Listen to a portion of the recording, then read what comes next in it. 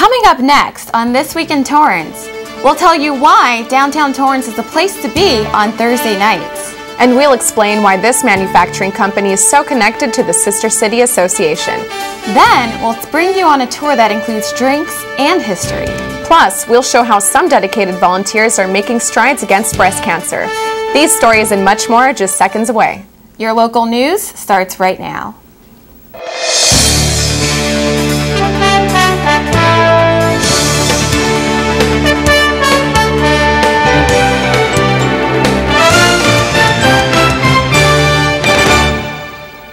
Hello everyone and welcome to This Week in Torrance. I'm Ella Sogomonian. And I'm Jaisy Geans. Here are your top stories. The Olympics may be over, but California is still basking in the glow of all its medals. California is home to 128 athletes who competed in London. That's nearly 25% of the U.S. Olympic delegation. They also accounted for about a third of its medalists. A total of 93 medals were won by U.S. athletes who either reside in California or list their hometown in the state. California Olympians earned 52 gold medals, 28 silvers, and 13 bronze. Several of the athletes are also students or alumni of colleges and universities in California, which led to a competition between schools. USC took first place with 25 medals, Cal State was in second with 17, and Stanford placed third with 16. Here are some highlights from the most recent City Council meeting. 18 members of the Torrance Youth Council were sworn in this week. This advisory board is comprised of 2 members representing each of the Torrance high schools, El Camino College, California Academy of Math and Science, and 2 members at large. Some of the students were new to the council. Others have served for the last few years. Youth Council members meet twice a month and addresses City Council on items pertaining to youth in Torrance. Simon Property Group, that's the company that owns and operates the Del Amo Fashion Center, has donated a communication system to the Torrance Police Department. The system, called Mutual Link, allows police and fire to view mall video and would put mall security in direct communication with the city's first responders. This system installation is a less costly alternative to having the city install its own cameras. The Kashiwa Japan exchange students aren't the only ones visiting Torrance. The Rotary Club of Del Amo introduced their exchange students from Saitama, Japan.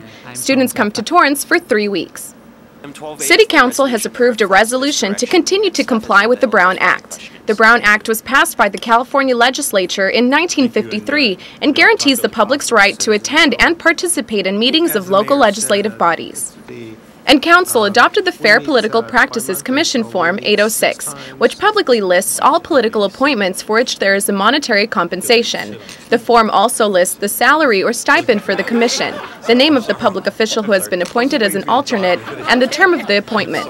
The city is required to post this listing on the city's website, where it will be updated when necessary. There's a new place to shop in Torrance, a familiar location with a fresh twist.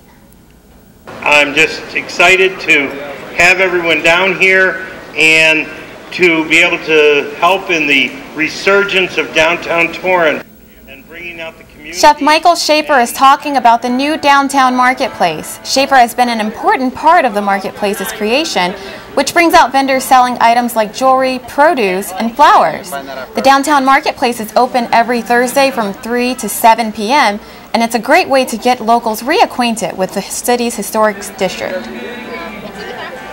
We want the community to come out now and see that there are all these shops and all these people down here selling their wares and lots of great restaurants, and this is a way to bring the community out to support the businesses here which support the community. For more information on the new downtown marketplace, call 310-787-7501. And later in the show, we'll tell you how a group of residents got a sip and a taste of downtown Torrance. The outside looks done, and inside, workers are putting the finishing touches on a new Torrance Walmart. The new store in the Old Mervyn's location on Hawthorne Boulevard is scheduled to open on September 12th. This is a smaller Walmart than their regular stores and will be called a Walmart Supercenter. Walmart received more than 3,000 applications for the new Torrance store. More than 100 people have been hired in the past 6 weeks. In June, we told you about the Hometown Heroes program, and now it's a reality. 10 banners with photos and names of service members from Torrance now line Torrance Boulevard. The banners honor active military personnel as well as living and deceased veterans. Family, friends, and sponsors can raise the cost of a banner, which is $220. Banners will rotate every 6 months when a new group will be installed. Coming up, we'll find out what it takes to meet the physical demands of the Torrance Police Department. And we'll take you on a different kind of Torrance walking tour. Savings Man here with a story for you about two young spenders named Tommy and Sue. Their parents let them buy whatever they chose, like video games and designer clothes. As they grew older, they spent all their pay on fancy cars, houses, 2 lattes a day. They lived in the moment, never saving a dime. When they tried to retire, they'd run out of time. Working forever is Tom and Sue's fate, so choose to save now before it's too late. Visit our website to find out more, cause a happy ending's worth saving for. I remember the moment. I'll never forget that moment. That moment? It was a moment that changed my life. I'd been training with my team for months, and now we had been called up for the first time. The real deal. Wildfires were getting dangerously close to homes. At that moment, I got my first taste of just how important the Guard is to my community. See how the Guard can be an important part of your life at NationalGuard.com. Winston, just one more inning, Grandma. Ever notice how many things today kids can do without actually moving? A whole lot of things their parents used to do the hard way. So many kids' activities today seem to leave out the activity part, which makes exercise even more important for children.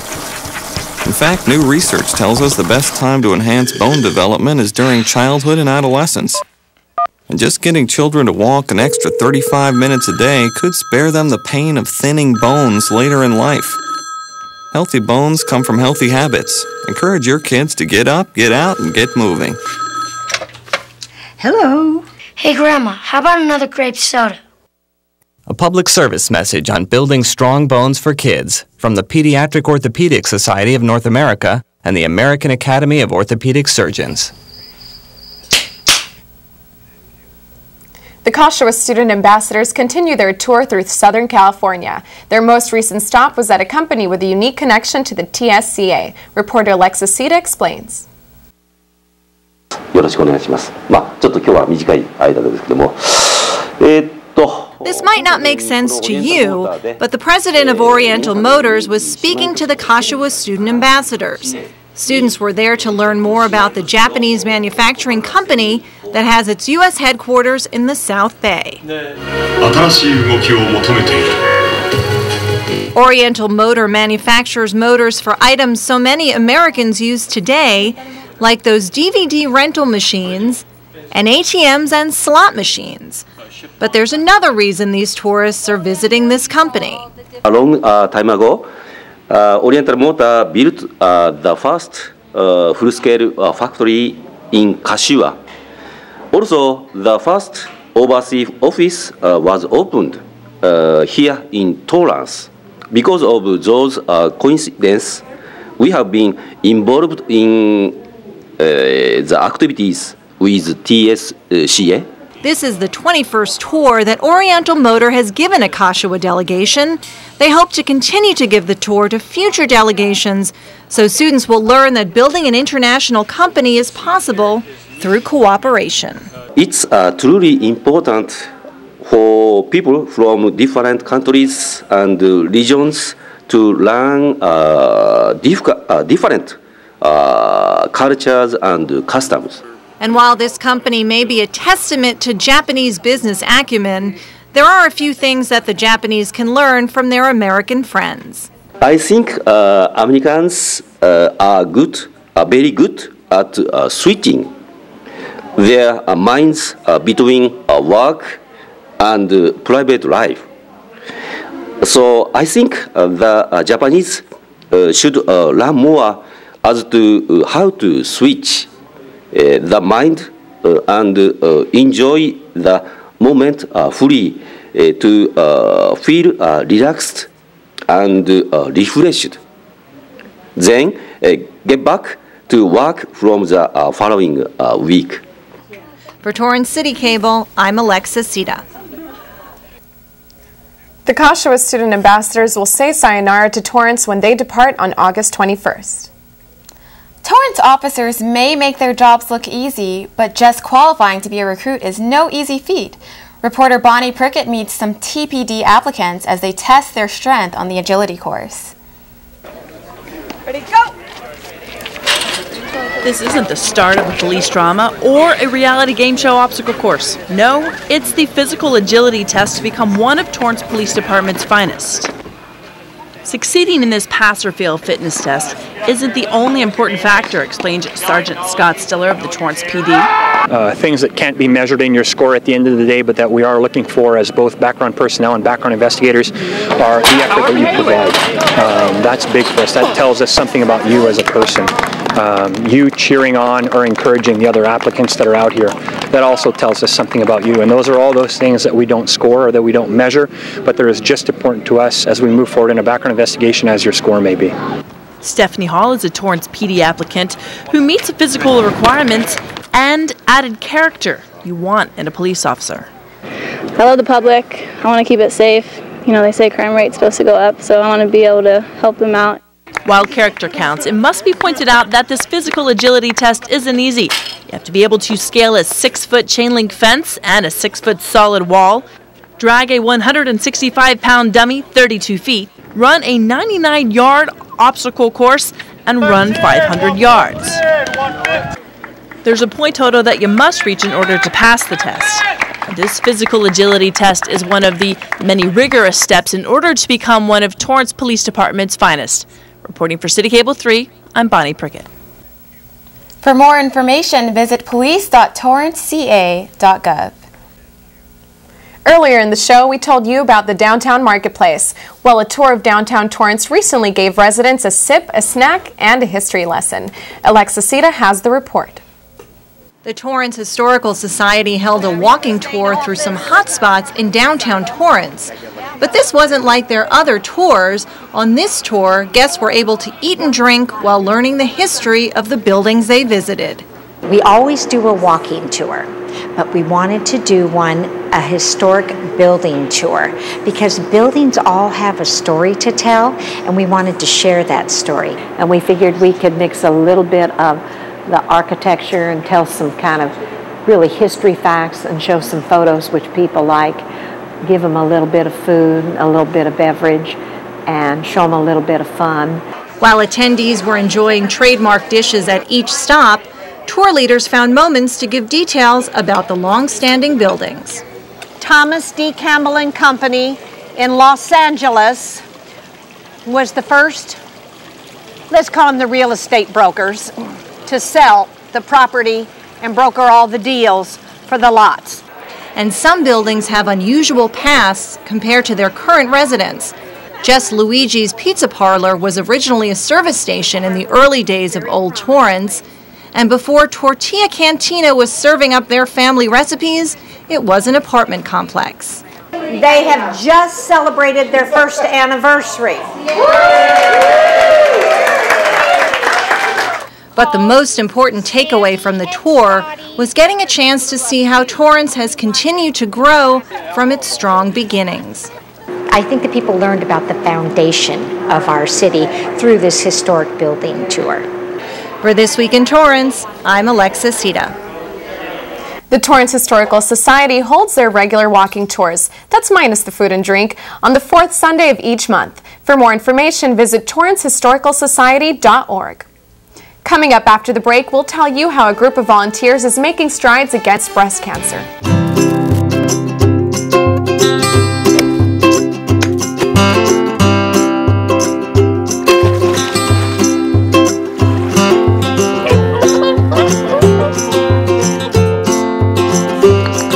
Think you found every hazard out here today?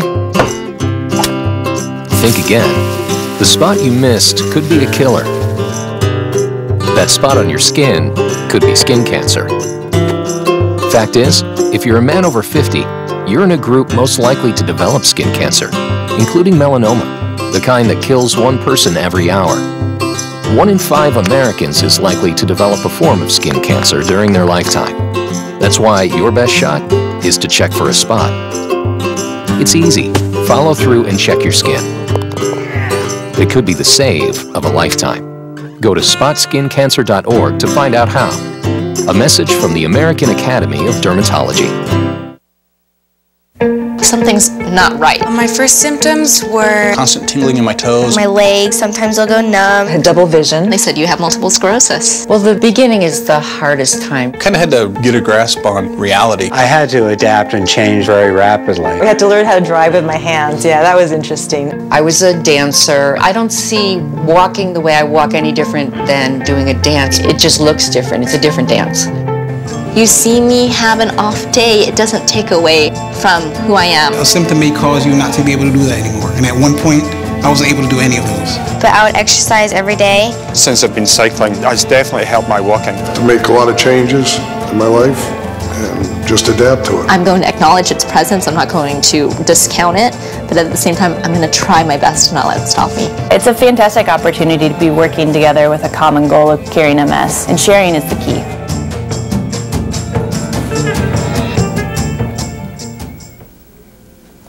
The New York Times says his playing displays eloquent sensitivity. If you'd like to hear award-winning pianist St. John II perform live, come to the James Armstrong Theater on Friday, September 7th at 7:30 p.m. II will perform pieces by composers like Ravel, Chopin, and Rachmaninoff. Tickets are $30 and are available at the theater box office. For more information, visit stjohn2.com or call 310-384-3638. The weather may have been hot this weekend, but that didn't stop a fundraiser from hitting the road. I recently had the chance to learn how some dedicated volunteers are making strides against breast cancer. Hundreds of Torrance residents converged at Wilson Park, and they weren't just here for a Sunday morning stroll. They were here to help fight breast cancer. For the second year, Making Strides Against Breast Cancer held a 5K community walk in Torrance. Rather than being a race, the event focuses on raising awareness and funds to support the American Cancer Society. This event is for the community. It's a very inclusive event. We don't have a registration fee, so we depend on our sponsorship to help make this a success, which I believe that this is a success today. The American Cancer Society has wonderful services for all of us, and it's just great to be able to get together at an event like this and share a morning together and know that we're here to support each other. Participants not only supported each other, some of them were there to support family members that could not make it. I have an aunt who passed away from breast cancer, but my mom's in remission, and so is my daughter-in-law. So I'm out to support them today and all the women who are out here. And for others, breast cancer has hit even closer to home. I got diagnosed back in December of 2011, and it was really hard for our family, but no one has it in our family. It's not genetic or anything, so it was the first time that it hit us. Susie Sanchez, 1 year survivor. Melanie Tampa, 3 years. Gina Calderon-Weibel, 2.5 years. Though this event only lasts for a day, organizers want participants to know that every dollar raised has a lasting effect. Every little bit helps. Every little bit goes towards cancer research and finding a cure, and that's a really, really important thing. On the day of the walk, more than $50,000 have been raised through online donations. Once the final numbers are in, organizers are hoping to top last year's record and keep an upward path in the fight against breast cancer. It was really inspiring to be there. The organizers of Making Strides Against Breast Cancer are always looking for volunteers. For more information, call 310-710-0841 or send an email to makingstridestorrance@cancer.org. And that's going to do it for us on This Week in Torrance. I'm Jaisy Geans. And I'm Ella Sogomonian. If you've missed any portion of our show, you can catch us again at 11 a.m. and 6 p.m. Thanks for joining us. We'll see you next time.